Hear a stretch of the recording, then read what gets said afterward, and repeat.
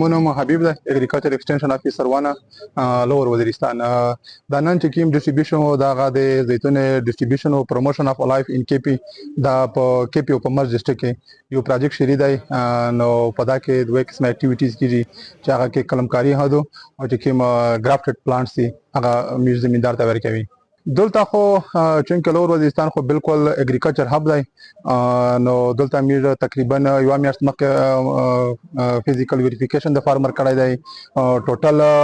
40-45 آرچډ دي په لوور وزیرستان کې نو دا تاسو لکه ول دا میر دلته باقاعده د انوایټ کړی وي او دا میر د بریف کړل چې تاسو بو څنګه لگاوي بیټي څنګه لگاوي سټیکینګ څنګه وتا ورکاوي پلانټس څنګه تاسو به څنګه ورکاوي خارو کې څنګه دی نو دا ټوټل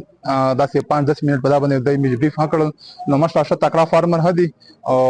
شه بهترین ریزلټ راوند دا تقریبا یو نیم کلنا او زه د خپل ډیسټریکټ ډایریکټر انور خان صاحب ډیره شکریا ادا کوم چې میر په هر اکټیویټیز کې د لوور وزیرستان ډیر زیات خیال ساتي او د می چې کیم د مرز ډیسټریکټ ډي جی صاحب د مراد صاحب هغه میر ډیر به حد مشکوري چې ډیر لر علاقہ